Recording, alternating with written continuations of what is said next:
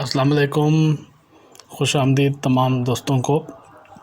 आज मैं जिस मौजू पे वीडियो बनाने जा रहा हूँ वो बज़ाहिर एक छोटा सा टॉपिक है और बहुत ही बेसिक है।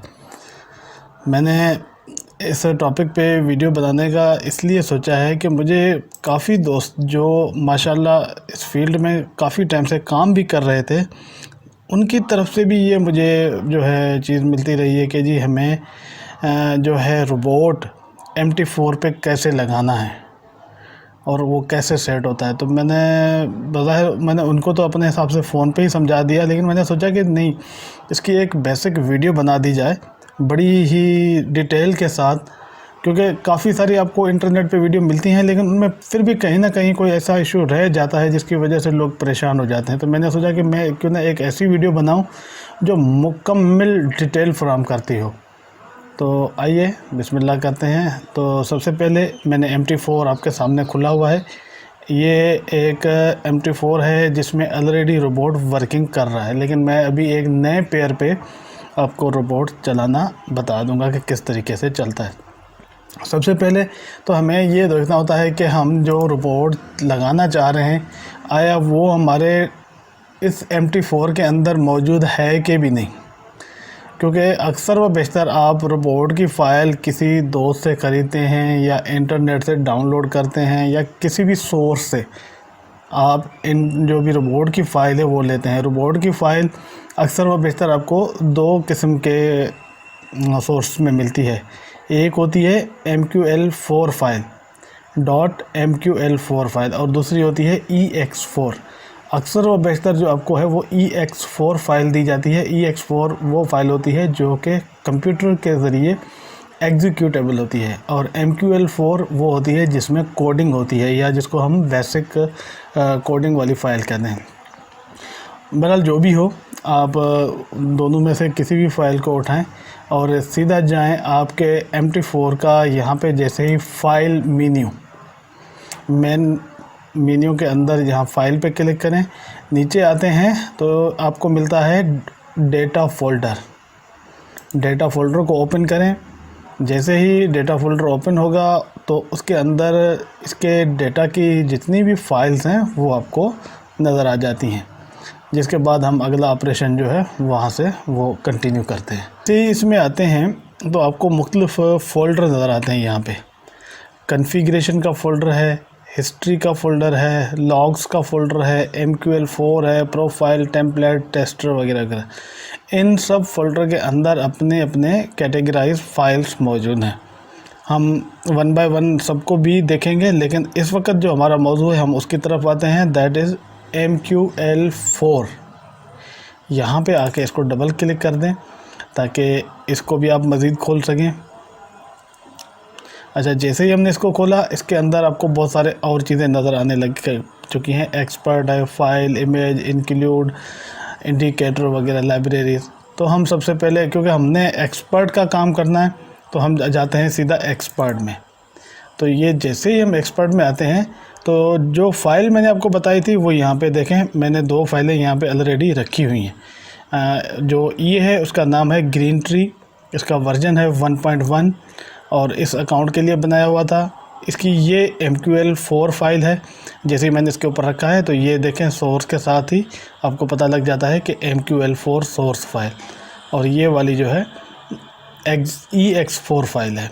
तो हमें इनमें से कोई भी एक फ़ाइल हो तो हमारा काम चल सकता है, क्योंकि अगर कोडिंग फ़ाइल होती है तो वो सिस्टम उसको ऑटोमेटिकली EX4 फाइल में कन्वर्ट कर लेता है, क्योंकि ये वाली फ़ाइल है जो कंप्यूटर को नीड होती है। अब ये फ़ाइल यहाँ पे आपने पेस्ट करनी है। अगर आपको बाहर से हो तो उसको कॉपी करके इस एरिया में पेस्ट कर दें। अगर ऑलरेडी मौजूद है तो कोई मसला नहीं है, आप यहाँ से इसको क्लोज़ कर देंगे। जैसे ही क्लोज़ करें, आपने अगला स्टेप ये उठाना है कि एक्सपर्ट एडवाइज़र, ये जो आपका नेविगेटर विंडो, ठीक है, मैंने इंट्रोडक्शन भी दिया हुआ है एक वीडियो में जिसमें पूरा MT4 का मैंने इंट्रो करवाया था। तो इसको कहते हैं नेविगेटर। नेविगेटर में आपका जो ब्रोकर है उसका नाम आपको शो होता है, उसके बाद आपका अकाउंट का नंबर यहाँ पे शो होता है, इंडिकेटर आपको यहाँ पे शो हो रहे होते हैं, एक्सपर्ट एडवाइज़र, स्क्रिप्ट, जो भी चीज़ें लोड होती हैं। आपने एक सिंपल तरीका ये है कि एक्सपर्ट एडवाइज़र के ऊपर राइट क्लिक करें, यहाँ पे रिफ़्रेश में जाएं। जैसे ही आप इसको रिफ़्रेश करेंगे तो वो एक दफ़ा जितनी फ़ाइल आपने कॉपी की है वो इसमें लोड हो जाएगी। अगर आपको इस तरीके से नहीं करना तो दूसरा तरीका ये है कि इसको यहाँ से क्लोज़ करके नए सिरे से रीस्टार्ट कर दें। जब आप MT4 को दोबारा रीस्टार्ट करते हैं तो भी ये फ़ाइल लोड हो जाती है, और अगर इसको रिफ़्रेश करते हैं तो भी ये फ़ाइल लोड हो जाती है। अगर हम देखना चाहें तो क्लिक करेंगे तो ये देखें एक्सपर्ट एडवाइज़र के अंदर हमें ग्रीन ट्री का ये वाला जो है रोबोट नज़र आता है। अब आते हैं अगले स्टेप पे कि आपने कौन से पेयर पे इसको लगाना है। तो पेयर जिसके ऊपर हम लगाना चाह रहे हैं तो वो है, सपोज़ करें कि मैंने एक पेयर सेलेक्ट किया है न्यूजीलैंड जैपनीयन। मैंने इसको उठा के इधर ड्रैग करके रखा जी, मेरे सामने ये पेयर खुल चुका है। मैं इसको स्क्रीन को फुल कर देता हूँ। तो जैसे ही मैंने स्क्रीन को फुल किया है तो ये मेरे सामने जो है इसकी डेटा जो है ग्राफिकल सूरत में मेरे सामने आ चुकी है। अब अगला स्टेप ये होता है कि आप इस ग्रीन ट्री वाली जो फ़ाइल है इसको उठा के ड्रैग करके इस स्क्रीन पे छोड़ दें। जैसे अभी देखें, हमने यहाँ से इसको क्लिक किया और हम उठा के इधर ले आए हैं, और इस पे आके जैसे ही क्लिक किया हमने तो हमें इस एक्सपर्ट एडवाइज़र के अंदर जो इनपुट है वो वाला हमारे सामने ओपन हो चुका है। तो अब इनपुट में क्या क्या होता है वो डिपेंड करता है आपके ईए के ऊपर। जो ये आपने बनाया है या बनवाया है या डिज़ाइन करवाया है उसकी स्ट्रेटजी के मुताबिक उसमें चीज़ें होती हैं। अब इस जो मेरे पास ये है उसमें देखें कि lot size for the trade, mean के जो लॉट साइज़ हमने ट्रेडिंग के लिए यूज़ करनी है वो 0.01 है। ठीक है, मैं इसी से ही ट्रेड करूँगा। Lot gap in pip, mean के हर अगली ट्रेड जब खुलेगी तो उसके दरमियान 100 पिप का गैप होगा। उसके बाद अगला पेयर इसमें सेटअप आता है कि इसमें आपको बाय मूड में चलाना है या सेल मूड में चलाना है। तो मैंने जो है एक्चुअली इसमें दोनों मूड इस वक्त ऑन किए हुए हैं। ठीक है ना, देखें, बाय सेट ऑन ऑफ, सेल सेट ऑन ऑफ। मुझे अगर खाली सिर्फ बाय को चलाना हो तो इसको ट्रू करूँगा, खाली सेल को चलाना हो तो इसको ट्रू करूँगा। इसको जैसे ही आप डबल क्लिक करते हैं तो ये आपके पास दो ऑप्शन खुल जाते हैं, ट्रू एंड फॉल्स। तो जिसको आपने चलाना हो उसको चलाएं, क्योंकि मैंने दोनों कंडीशनें चलानी है तो हैजिंग के हिसाब से, तो ये इस हिसाब से मैंने दोनों खोल देने हैं। उसके बाद ये हमें कह रहा है कि जी magic number four by group, mean के जो फ़ाइलें अंदर खुलती हैं उनको अलग अलग हमने नंबर देने होते हैं कि बाय ग्रुप की फ़ाइल जो है वो 500 के कोड के साथ खुलेगी और सेल वाली फ़ाइल जो है वो 300 के कोड के साथ खुलेगी। ये एक टेक्निकल इशू है, इसमें आप फर्दर नहीं जाते, बस इसमें आपने जो भी नंबर रखना है दोनों का एक जैसा नहीं होना चाहिए, ये जहन में रख लें। उसके बाद है जी क्लोजिंग। क्लोजिंग की सेटिंग है कि जी सिंगल लॉट प्रॉफिट, कि आपको जो है एक लॉट कितना प्रॉफिट दे। तो मैंने इधर डॉलर्स में सेट किया हुआ है, ये है $2। उसके बाद क्लोज ऑल ऑन ऑफ, ये एक ऐसा ऑप्शन है कि आप तमाम लॉट्स को जितनी भी खुली हों उन सब को क्लोज़ कर सकते हैं, लेकिन मैंने फ़िलवक़्त इस फंक्शन को ऑफ़ रखा हुआ है। ठीक है, उसके बाद आते हैं कि क्लोज़ कहाँ पे क्लोज़ करना है, वो भी टारगेट क्योंकि मैंने ऑफ़ किया हुआ है उसमें नहीं आता। उसके बाद है नीचे आते हैं तो डिस्प्ले सेटिंग। अच्छा, डिस्प्ले सेटिंग के अंदर ये बता रहा है कि corner selection for the display.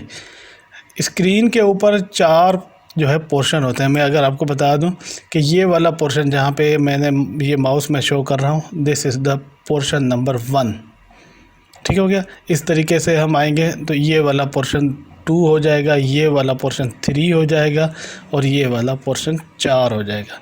Mean कि आपको स्क्रीन के जो है ये वाले एरिया जो है इसके 4 हिस्से हैं। आप डिस्प्ले जो देखना चाहते हैं स्क्रीन के ऊपर वो किस एरिया में हो। दूसरा है कि font size for the display, ये बहुत आसान है कि आप किस साइज़ में वो चाहते हैं कि जो आपके डिजिट्स स्क्रीन पे शो हो, वो बड़े रखना चाहते हैं, छोटे रखना चाह रहे हैं, उस हिसाब से ये आपको शो किए जाते हैं। फ़ॉन्ट के बाद होता है हॉरिजॉन्टल डिस्टेंस, ये 20 जो है आपको पॉइंट्स हैं, जो स्क्रीन के ऊपर पॉइंट्स होते हैं, मतलब कि आपको इस राइट साइड से जो है 20 पॉइंट छोड़ के आपको यहाँ पे डिस्प्ले होना चाहिए। सेम इसी हिसाब से वर्टिकल डिस्टेंस है, ये 220 है, ये ऊपर से 220 पॉइंट छोड़ के बाद में आपको जो है डिस्प्ले शो होगा। गैप बिटवीन लाइन, जो हमारी लाइंस होंगी इनके दरमियान का जो गैप है वो इसके साथ हम कंट्रोल कर दें। ये कॉमन चीज़ें हैं, ये प्रैक्टिस से ही भी समझ आ सकती हैं। अब हम इसको जो है अप्लाई करना चाहेंगे, तो अप्लाई करने से पहले एक चीज़ ज़रूर नोट कर लें। काफ़ी दोस्तों ने देखा होगा कि वो जब ये चला देते हैं, सब कुछ हो जाता है, ऑटो ट्रेडिंग ऊपर से इनेबल भी कर देते हैं, फिर भी ये काम नहीं करता। तो उनके लिए बड़ा सिंपल है कि आप यहाँ पे ये जो कॉमन सेक्शन है इसमें जाएं। इसमें यहाँ पे लिखा होता है अलाउ लाइव ट्रेडिंग। बाकी चीज़ों में कोई इतना ख़ास नहीं है मसला, उनको छोड़ दें आप। अलाउ लाइव ट्रेडिंग ये ज़रूर जो है इसको ओपन कर दें ताकि ये जो है लाइव ट्रेडिंग पे अलाउ हो। उसके बाद अगला मरला जो है यहाँ से इसको ओके कर दें। जैसे ही आप इसको ओके करेंगे तो ये यहाँ पे देखें आपके सामने ये चीज़ें लग चुकी हैं। अब अगला मरला जो है, मुझे ज़ाहिर बात है स्क्रीन पे ये चीज़ें जो हैं आपको उस हिसाब से मज़ा नहीं दे रही जिस हिसाब से इनको होना चाहिए। मीन के कलरफुल कैंडल्स और ये जो स्क्रीन पे डिस्प्ले, या सारी चीज़ें जो हैं एक मखसूस सेटिंग के साथ नज़र आनी चाहिए। तो हम उसके लिए जो है बड़ा सिंपल एक ऑप्शन है कि हम जो है इसमें जाते हैं और प्रॉपर्टीज़ में जाते हैं। प्रॉपर्टीज़ में जाके ये मैं आपको टेम्पलेट लगाना जो है वो समझा रहा हूँ कि आप टेम्पलेट बना लें एक दफ़ा, फिर जब भी ज़रूरत पड़ेगी तो आप उसको सेट करके लगा सकते हैं। तो टेम्पलेट बनाना लगाना ये एक अलग फ़न है, इसको मतलब टॉपिक तो अलग है लेकिन मैं इसमें कवर कर रहा हूँ ताकि ये भी चीज़ आपके लिए क्लियर हो जाए। सबसे पहले यहाँ से कोई भी एक ऑप्शन उठा लें कि ये ब्लैक एंड वाइट, मीन के ब्लैक एंड वाइट वाले ऑप्शन पे आ जाएं। और उसके बाद यहाँ से बैकग्राउंड वाइट होगा, फोरग्राउंड ब्लैक होगा, ग्रिड का कलर सिल्वर होगा, ठीक है ना। अगर ग्रिड आप नहीं रखना चाहते, ये जो दरमियान में ये जो लाइंस होती हैं अगर नहीं रखना चाहते तो इनको वाइट कर दें या नन कर दें, तो ये ख़त्म हो जाती हैं हमेशा के लिए। बार अप, अच्छा ये जो जब कैंडल्स होते हैं जब इनकी लाइंस बार अप होती हैं तो ये हमेशा हम चाहते हैं कि जब अप हों तो हमें ग्रीन कलर से ही शो हों। इनकी ग्रीन टाइप कोई भी चीज़ हो, लाइम है, ग्रीन, इस टाइप का।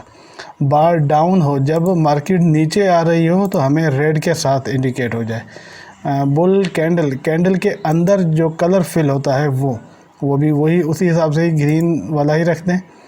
और बुल के बाद जो है ये बियर कैंडल है, इसको भी हमेशा हम रेड के साथ ही शो करते हैं ताकि बाकी अगर इन चीज़ों को चेंज करना चाहें तो आपकी मर्ज़ी है, ना करना चाहें तो कोई इशू नहीं है। अब ये हमारे पास जैसे मैंने अप्लाई किया, ये देखें कुछ चीज़ें मेरे सामने आ गई हैं। अब यहाँ से मैं कैंडल्स भी कर देता हूँ, यहाँ से स्क्रीन भी बड़ी कर देता हूँ और ये भी मैंने हटा दिया। अब बहुत सारी चीज़ें हमारे सामने बड़ा क्लियर होके सामने आ गई हैं। क्या मैं जब कोई नया पेयर लगाऊंगा तो इसके लिए जो है ना मुझे टेम्पलेट की ज़रूरत पड़ सकती है। मैं चाहता हूं कि ये जितना भी मैंने सिस्टम किया, पहले तो यहाँ पे अपना फ़ाइल रखी, ठीक है ना, जो ये वाली फ़ाइल है एक्सपर्ट एडवाइज़र की, बस यहाँ पे फ़ाइल रखें और अपना यहाँ से टेम्पलेट उठाएं और अप्लाई कर दें। बाकी सारी सेटिंग हो जाएगी, स्क्रीन ये वो जो भी चीज़ें हैं, लेकिन वो जो टेम्पलेट के अंदर आपने सेव किया है वही होगा। अब टेम्पलेट, इस पूरी सिस्टम को मैं सेव करना चाहता हूँ टेम्पलेट के अंदर, तो बड़ा सिंपल है। ये देखें जैसे ही यहाँ पे क्लिक करते हैं तो आपको सेव टेम्पलेट का ऑप्शन आता है। तो सेव टेम्पलेट के बॉक्स में जाके अपने मतलूबा किसी भी नाम के साथ, हमेशा ये चीज़ ज़हन में रखें, अक्सर जो शिकायत मुझे मिलती है वो ये है कि हम चीज़ें भूल जाते हैं, तो क्योंकि नाम आपने ऐसे रखे होते हैं जो बाद में आपको याद ही नहीं होते। हमेशा नाम बड़ा क्लियर वाज़ेह रखें ताकि 6 महीने साल के बाद भी अगर आप उस चीज़ को देख रहे हों तो आपको बिल्कुल क्लियरली वो चीज़ें नज़र आ रही हों कि ये क्या रखा था, इसका मतलब क्या था, किस मकसद के लिए बनाया गया था। इस चीज़ को कंप्यूटर के अंदर जो है हम डेटा स्ट्रक्चर कहते हैं। मीन कि जब कंप्यूटर में डेटा सेव होता है तो वो एक स्ट्रक्चर के साथ सेव होता है, ताकि वो जब हम उसको वापस उठाएं तो हमें बड़ा जल्दी और सही टाइम से मिले। तो इसी हिसाब से आप भी जब अपनी फ़ाइल्स रखें, सेव करें, तो उसको डेटा स्ट्रक्चर के असूल के हिसाब से रखें। यहाँ पे आप टेम्पलेट का नाम दे सकते हैं। सपोज़ करें कि मेरे पास ऑलरेडी मैंने इसका नाम ग्रीन ट्री टेम्पलेट अब्बास इस नाम से रखा हुआ है। मैं दोबारा भी इसी नाम के साथ ही इसको सेव करना चाह रहा हूँ। मैंने ये यहाँ से सेव किया। ज़ाहिर बात है फ़ाइल ऑलरेडी मौजूद है, तो मुझे कह रहा है कि मैंने बोला ये फ़ाइल मेरी ये सेव हो चुकी है। अब अगर मैं इसमें मज़ीद कोई भी पेयर ऐड करूँगा तो मुझे सिर्फ टेम्पलेट से ही उसको मैं ऐड कर सकता हूँ। मिसाल मैं आपको दे सकता हूँ अभी का अभी। सपोज़ करें कि मैं एक मज़ीद पेयर ऐड कर रहा हूँ। यहाँ से GBP न्यूजीलैंड का जो पेयर है ये मैंने उठा के रखा है। पहले देखेंगे कि इस पेयर के ऊपर ऑलरेडी हमारा रोबोट लगा हुआ है कि नहीं। जी नहीं लगा हुआ, बस मैंने ये इधर फाइल रखी। देखें, इसके बाद मैं यहाँ से गया हूँ। यहाँ से आके आप ये देखें टेम्पलेट आपका जो बनाया था यहाँ पे सेव है। पहले से कुछ pre plan template already save होते हैं, आप उनको ना देखें। आप जो अपना टेम्पलेट जिस नाम से सेव किया उसके ऊपर जैसे ही क्लिक करेंगे तो ये सारा कुछ ऑटोमेटिकली हो जाएगा और लॉट्स भी खुल जाएंगी। रोबोट उसी सेटिंग के साथ यहाँ पे अप्लाई हो गया जो हमने वहाँ पे देखी है। तो इसको कहते हैं आपका टेम्पलेट सेव करके एक दफ़ा बना लेना, फिर बाद में चाहे एक पेयर हो या 10 पेयर हो, उन पे बार बार ये चीज़ें आपको अलग अलग तरीके से सेंड करने की ज़रूरत ना पड़े। तो ये रोबोट हमारा वर्किंग में है। स्क्रीन पे जो भी कुछ है, मैंने आपको बताया था कि हमें डिस्प्ले फंक्शन जो हमने सेट किया था वो स्क्रीन के लिए था। यहाँ से ये 20 पॉइंट हॉरिजॉन्टल हैं, 120 पॉइंट ऊपर से वर्टिकल है, ठीक है। और ये सारी जितनी भी इंफॉर्मेशन हैं वहाँ पे थी, मैंने आपको बताई थी। इनका फ़ॉन्ट साइज़ जो है वो 14 था। अगर हम बड़ा रखना चाहें तो रख सकते हैं अपनी मर्ज़ी से। जैसे मैं अभी सपोज़ करें कि ये देखें 14 है, 14 से बढ़ा के मैं जो है ना इसको 16 करना चाह रहा हूँ। तो ये आपके सामने फ़ॉन्ट साइज़ थोड़ा बड़ा हो गया है। अगर मैं इसको उठा के किसी दूसरे कोने में लेके जाऊं तो कॉर्नर के सेटिंग में 1 2 3 4 के हिसाब से कर सकता हूं, लेकिन मुझे यही कॉर्नर बेहतर लगता है तो मैं इसको फ़िलहाल यहीं पे रखता हूं। तो ये एक सिंपल फार्मूला था कि आप किस तरीके से ये को अप्लाई करते हैं। एक दफ़ा जब ये अप्लाई हो जाता है तो इसके बाद ये ज़हन में रखें, ऊपर ऑटो ट्रेडिंग वाला ऑप्शन इनेबल होना लाजमी है। जब ऑटो ट्रेडिंग इनेबल हो जाती है और जब ये आपका वर्किंग होता है तो ये वाला जो यहाँ पे एक छोटा सा निशान है ये हमेशा जो है आपको हंसता हुआ दिखाएगा। अगर ये हंसता हुआ नहीं दिखा रहा तो मकसद है कि अभी ये आपका नहीं काम कर रहा। तो ये की सेटिंग लगाना चलाना आपके सामने कंप्लीट हो चुकी है। एक और वीडियो मैं अभी थोड़ी देर के अंदर ही बना रहा हूँ जिसमें इसी ये को स्ट्रेटजी टेस्टर के ऊपर चलाना हम देखेंगे। Thank you for watching.